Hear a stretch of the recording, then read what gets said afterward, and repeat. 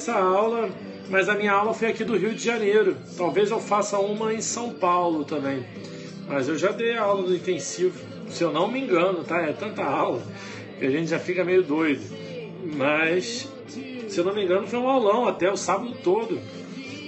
Falei até de família e sucessões, que eu não costumo trabalhar lá no portal. Bom, gente, obrigado, Leiloca, aí, obrigado, que bom que você gostou. Olha só, gente, quero combinar uma coisa com vocês. Estou iniciando aqui uma revisão, botei revisão #1. A primeira revisão, fazer uma série de revisões de direito civil. E hoje eu vou começar pelo início, trabalhando LINDB, Lei de Introdução às Normas do Direito Brasileiro. Alguns pontos que eu vou pincelar que eu acho importante. Essas revisões servem para quem? Eu vou colocar, eventualmente, revisão para o MPSB, revisão para Ministério Público, revisão para Defensoria, DPE, Defensoria, revisão para Delta Delegado, revisão para OAB. Serve para todo mundo, magistratura, procuradorias. Direito civil é total flex.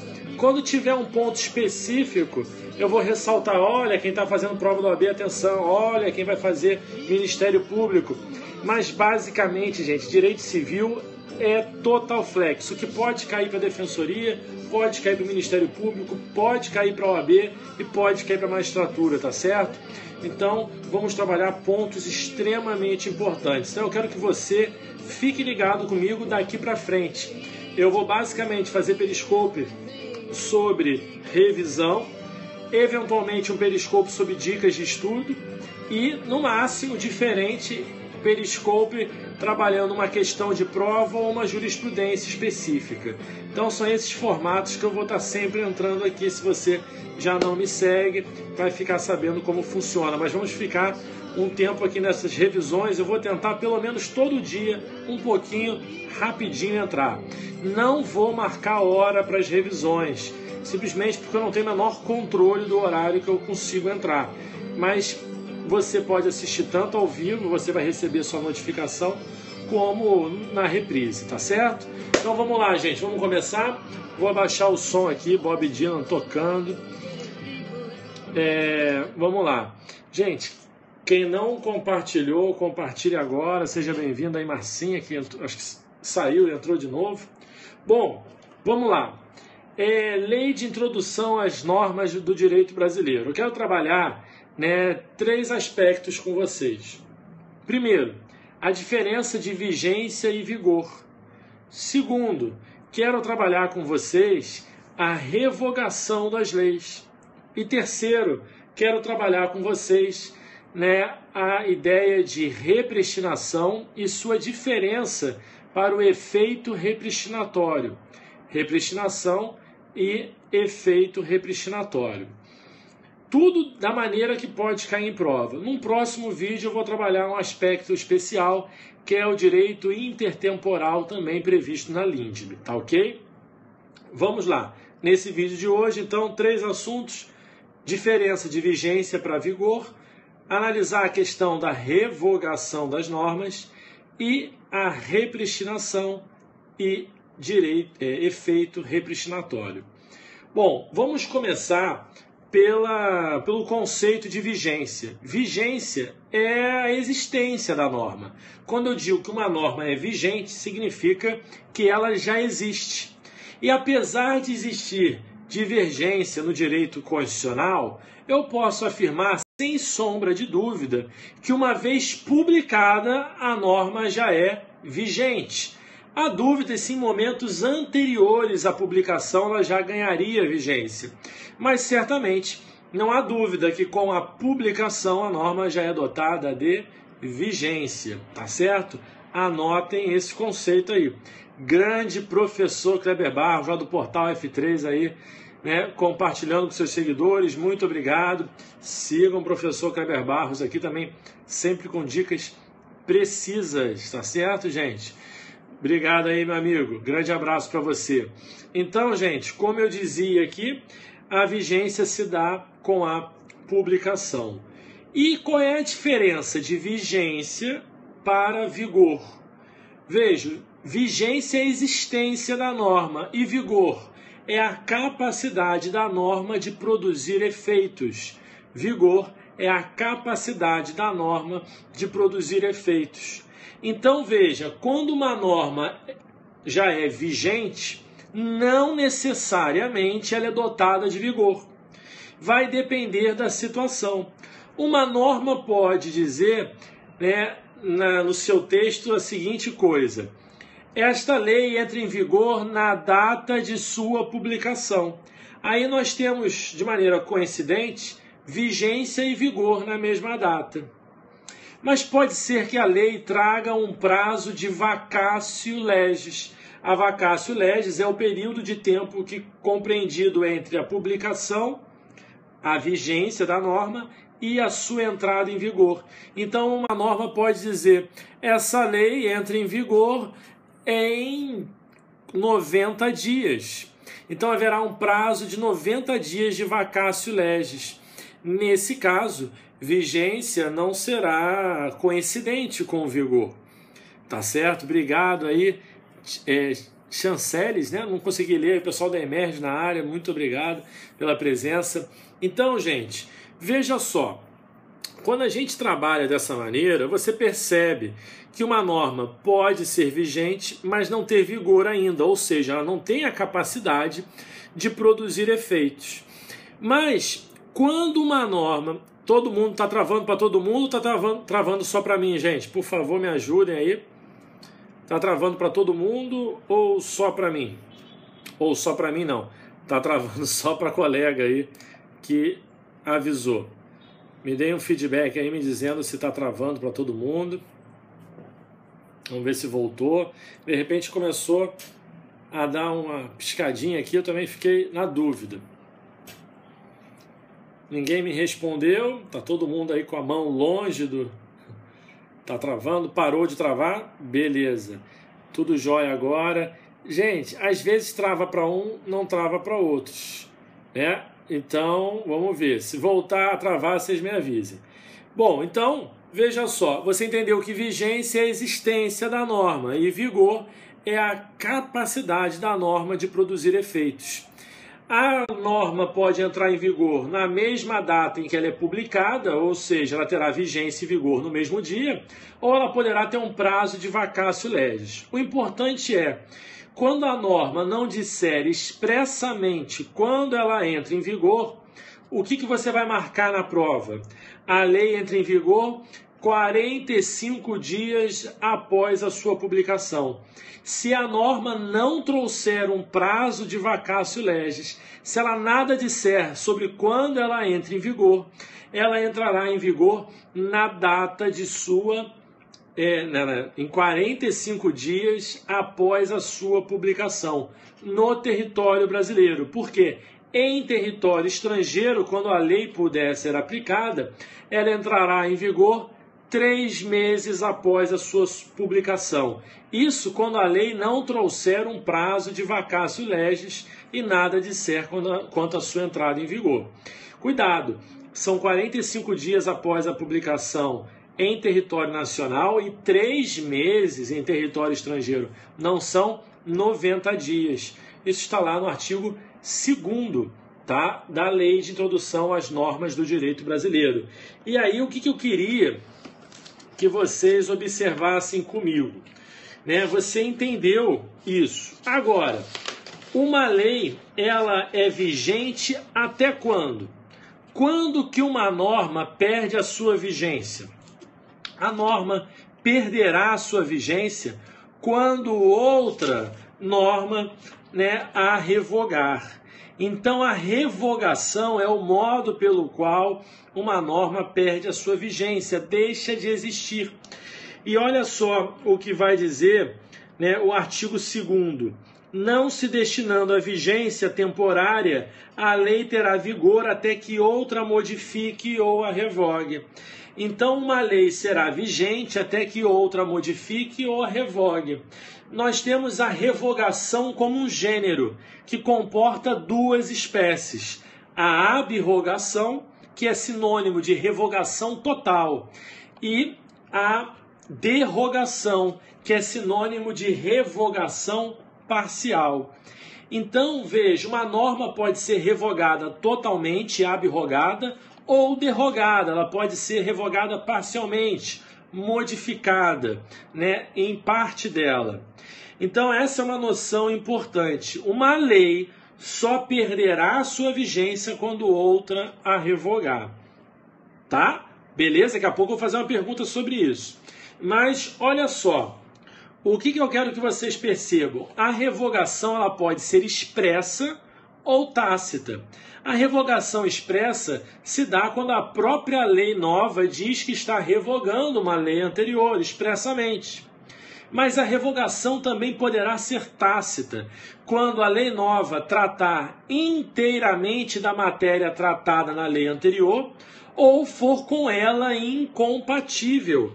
Então você vai perceber, né, no artigo 2º, parágrafo 1º, a lei posterior revoga a anterior quando expressamente o declare, quando seja com ela incompatível ou quando regule inteiramente a matéria de que tratava a lei anterior.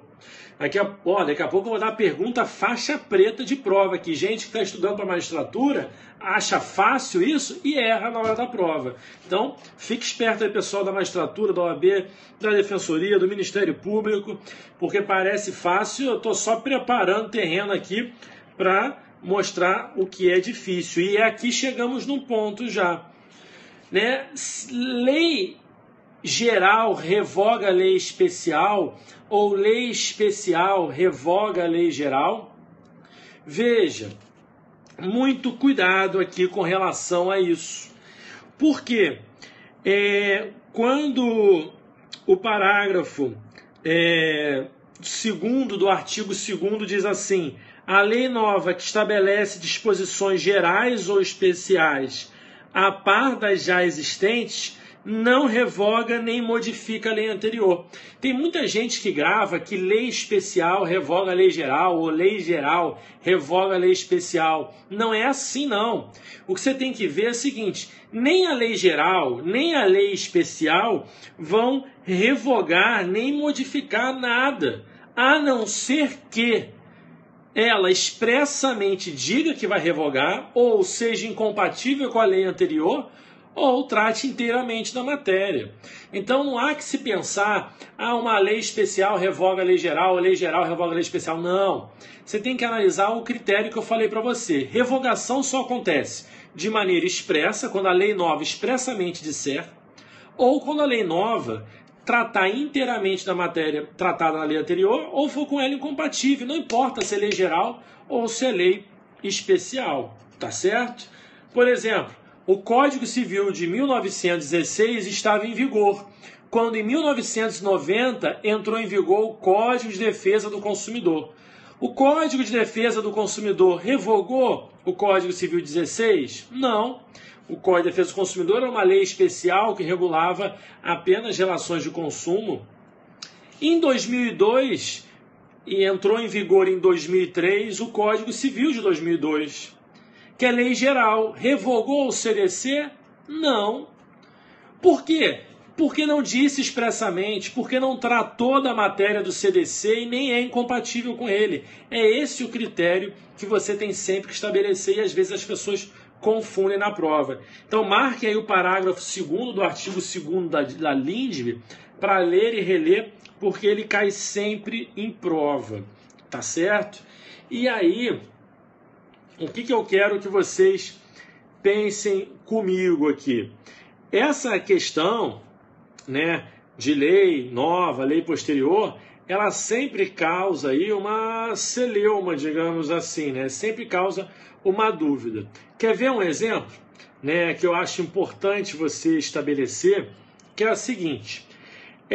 Deixa eu perguntar para vocês a seguinte questão. Imagina que você pegou um ônibus.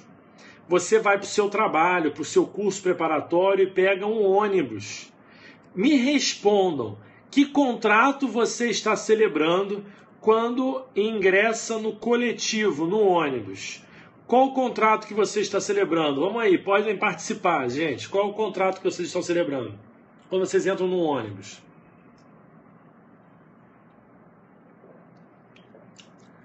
contrato de adesão, deixa de ser, contrato de transporte, prestação de serviço. Olha, quem disse prestação de serviços está errado. É um contrato de transporte. Você celebrou um contrato de transporte. É uma prestação de serviço específica. Mas é também um contrato de adesão porque você adere às normas do contratante. E é também um contrato de consumo, porque é regido pelo CDC. Mas aí eu pergunto para vocês, a lei que vai reger o contrato de transporte é o CDC, porque você está dentro de uma relação de consumo, ou é o Código Civil, que tem um capítulo específico sobre contrato de transporte? Qual é a lei que vai prevalecer aqui? O Código Civil ou o CDC? Entenderam a pergunta? Porque o Código Civil tem um capítulo específico sobre contratos de transportes. E o CDC sequer utiliza a palavra transportes. O CDC regula as prestações de serviço nas relações de consumo. O que você precisa pensar aqui comigo? Analisar com cuidado. Vou dar o seguinte exemplo para vocês. Vamos imaginar que um motorista de ônibus está dirigindo dentro da velocidade normal. Ele passa no sinal verde, ou seja, está respeitando as normas de trânsito. Quando um motorista, um caminhoneiro embriagado em alta velocidade, falando no celular, numa conduta totalmente imprudente, avança o sinal no outro cruzamento e se choca com o ônibus, matando todos os passageiros.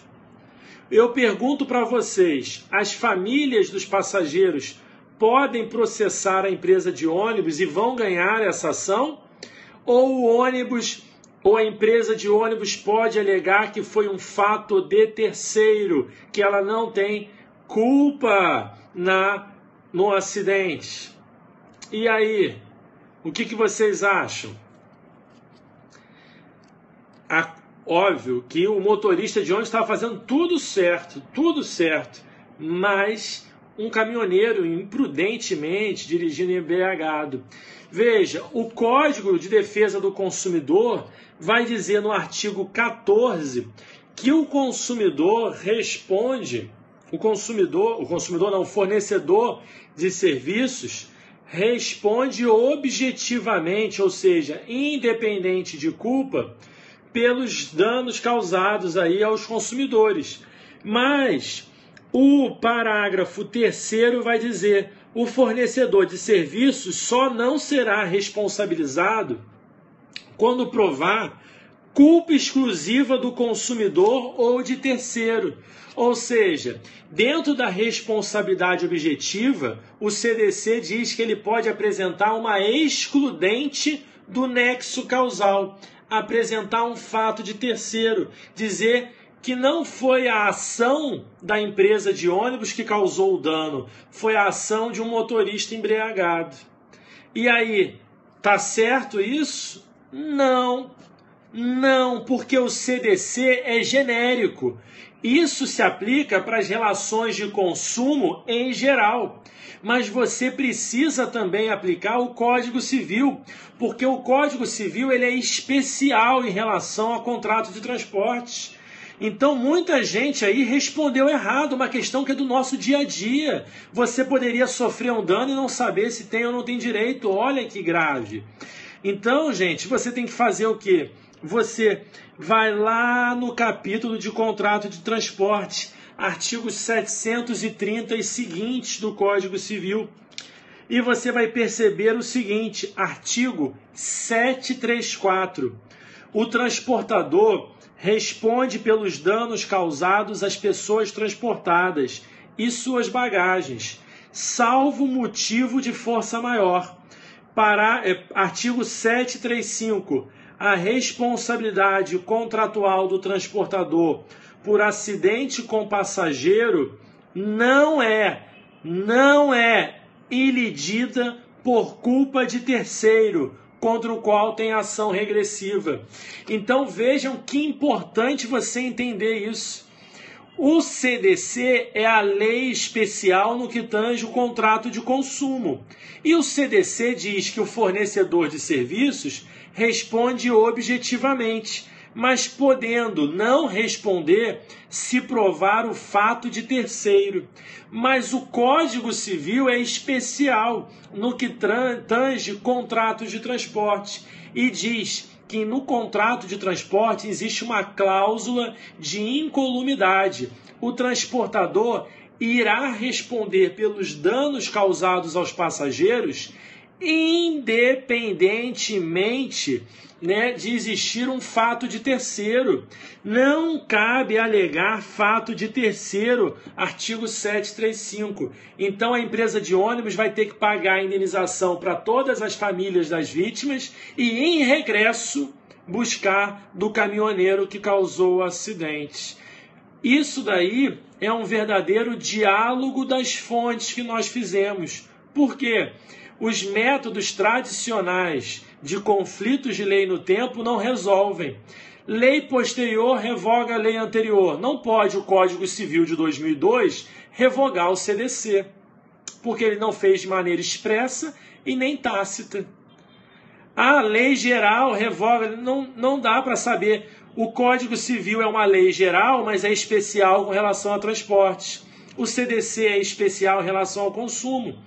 Então, estamos aqui de uma maneira muito clara, mostrando a importância do diálogo das fontes, tá certo? Agora, se o fato de terceiro no contrato de transporte configurar um fortuito externo, porque veja só, um acidente de trânsito é um fortuito interno, é algo inerente à atividade do transportador, está sujeito a acidentes de trânsito.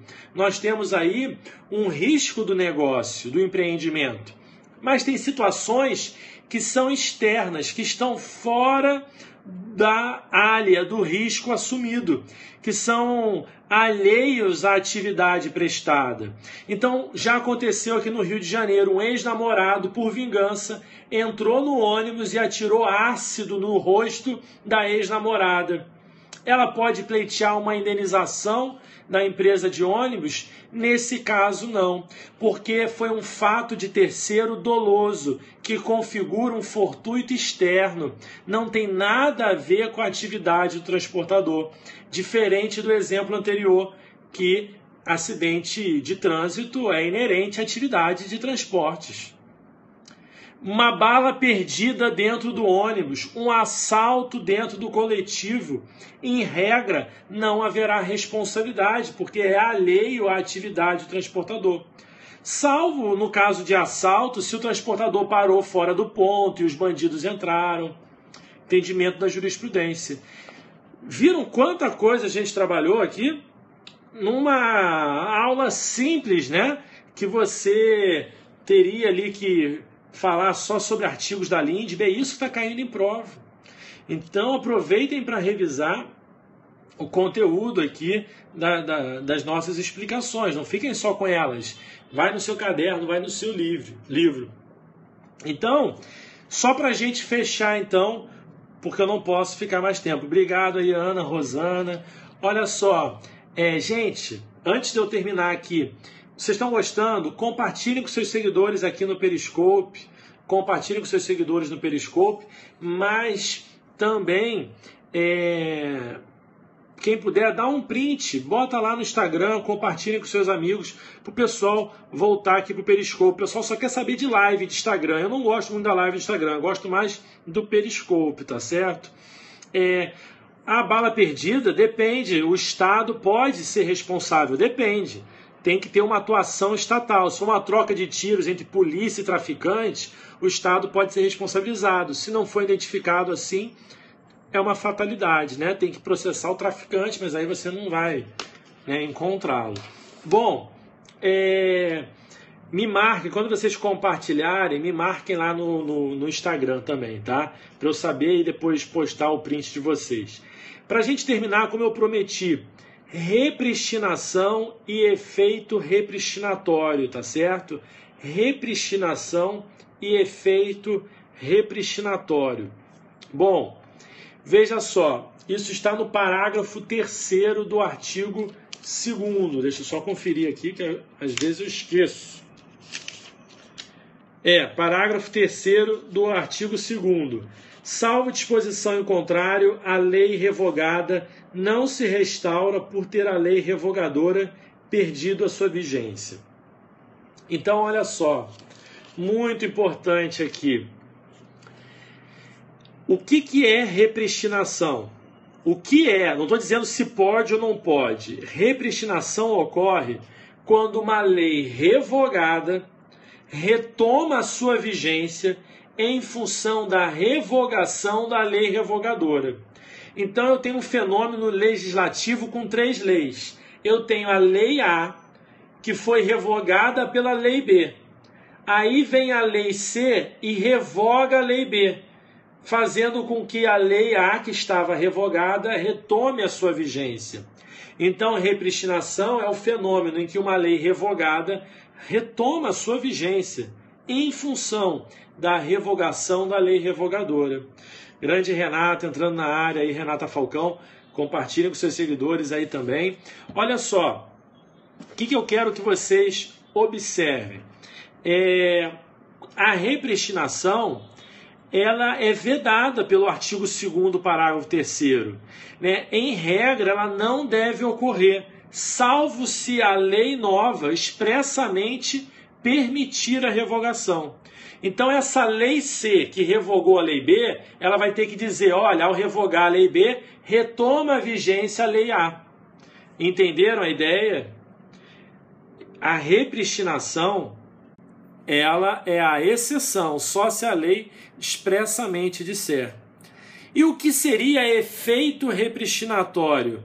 É o efeito repristinatório da jurisprudência. Veja, essa lei C teve um efeito repristinatório, mas eu tenho efeito repristinatório na jurisprudência, no controle concentrado de constitucionalidade. E agora eu vou fazer uma pergunta top. Vamos imaginar que a lei A regula determinada matéria. E o próprio legislador já considerava essa lei A inconstitucional. Aí ele criou uma lei B, revogando a lei A. Só que foi arguída a inconstitucionalidade da lei B perante o STF, numa ADI. Tá certo? O STF julgou a lei B inconstitucional. Quando o STF, em controle concentrado de constitucionalidade, julga que uma lei é inconstitucional, qual é o efeito? Essa lei perde a sua vigência, perde o seu vigor, qual é o efeito? Quando o STF diz que uma norma é inconstitucional, ela continua vigente? Sim ou não? Continua vigente?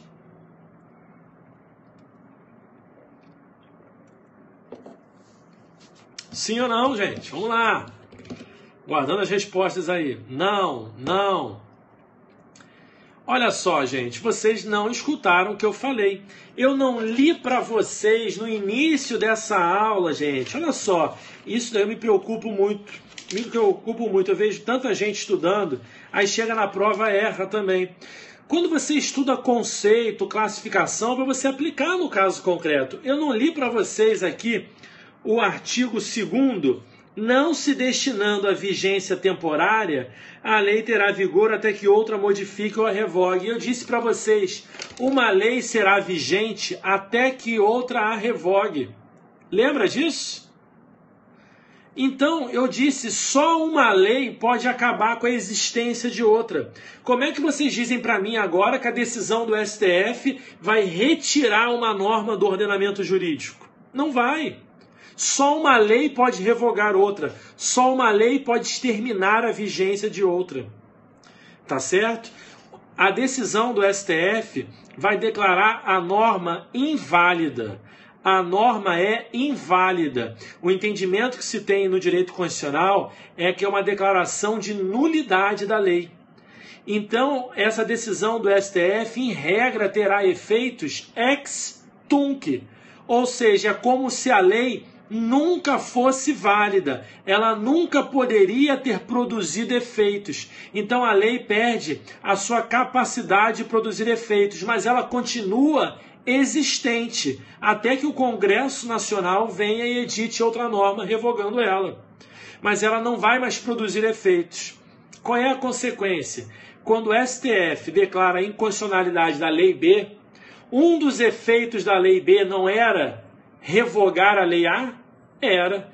Então, quando essa Lei B é declarada inválida, o que acontece com a Lei A? Ela retoma a sua vigência. Ela retoma a sua vigência. Esse é o chamado efeito repristinatório da decisão judicial. Ele é permitido, sim. O efeito repristinatório é a regra, salvo se o próprio STF, na sua decisão, disser: estou declarando inconstitucional a Lei B, mas isso não fará que a Lei A retome a sua vigência. Porque pode ser que a Lei A seja pior que a Lei B. Então o STF pode modular os efeitos e fazer uma decisão com eficácia ex tunc. Então aquilo que você decora lá em constitucional, fica decorando sem entender, tem aplicação aqui no direito civil. Decisão com modulação de efeitos ex tunc, ex nunc, tá certo? Você tem que aplicar o que você estuda. Constitucional é uma matéria que não existe sozinha. Ninguém se forma na faculdade e fala: você advogado de constitucional. Você pode ser de civilista, de família, de sucessões, tributarista, mas constitucional permeia tudo, tá certo? Grande pessoal do On Target aí na área, um grande abraço. Estão entendendo, gente? Olha só o que eu vou dizer agora, para vocês fecharem aí. A repristinação não é possível, em regra, salvo se a lei que revogou a lei revogadora expressamente autorizar. Artigo 2º, parágrafo 3º da LINDB. E o efeito repristinatório das decisões judiciais, esse é a regra. Em regra irá ocorrer, salvo se a própria decisão modular os efeitos. Gente, eu gostei da aula, espero que vocês tenham gostado. Fazia tempo que eu não fazia um periscope desses de matéria assim bem legal, pontuando. Vamos continuar. Próximo periscope eu vou falar sobre direito intertemporal, tá certo? Espero que vocês tenham gostado. Gente, quero deixar um aviso aqui, ó. Estou para lançar lá no Liceu ACE um curso de planejamento de estudos. Fique de olho aí. Tenho certeza que vocês vão gostar. E quem quiser saber sobre o planejamento de estudos individualizado, manda mensagem correndo, ou para o direct, ou para o Facebook, ou para o meu e-mail, prof.aurelioborré@gmail.com. Por quê? Só tenho mais uma vaga para o mês de outubro e novembro eu vou tirar férias. Então, corram aí. Ó, pessoal lá do Portal F3, do On Target, da Emerge. Olha só, aproveitando aqui para explicar como é que funciona o PES, Planejamento de Estudo Sistematizado. A gente faz uma entrevista por Skype, eu vou analisar o seu perfil e a gente vai montar juntos um cronograma de estudos. Não existe método mágico para passar, não existe um método essencial. Por isso a gente tem que montar de acordo com o aluno. E aí a gente vai trabalhar técnicas de como você vai ler a doutrina, se você vai ler e sublinhar, ler e resumir, como sublinhar, como resumir. A gente vai passar técnicas de como estudar exercício e não simplesmente fazer exercício, como estudar jurisprudência, letra da lei e, principalmente, como organizar as suas revisões. Não há aprovação sem revisão. Sem revisão, ninguém é aprovado, tá certo? Mas, gente, eu sou um professor que ajuda o aluno a se planejar. Eu vou passar técnicas. Eu não sou coaching, eu não sou contra coachings, mas eu não sou coaching. Então, eu não acho que é essencial você fazer um coaching. Por quê? Vão te dar uma fórmula pronta, vão te tratar como criança. Você precisa de babá para cobrar você? Não. Então, a minha ideia é ajudar, ensinar você a se planejar para que você tenha autonomia. O planejamento individualizado, vocês mandam um e-mail perguntando lá os valores, como é que funciona. mas eu vou lançar também um curso de planejamento, para se você não conseguir se inscrever no PES, você sozinho aí ter as diretrizes básicas para seguir adiante. Tá certo, gente? Olha, muito obrigado aí, eu gostei da aula, espero que vocês tenham gostado. Compartilhe com seus seguidores, na repetição também, quem estiver assistindo pela repetição. Um grande abraço e a gente se fala. Até mais, gente. Obrigado, Renato. Um abração. Tchau.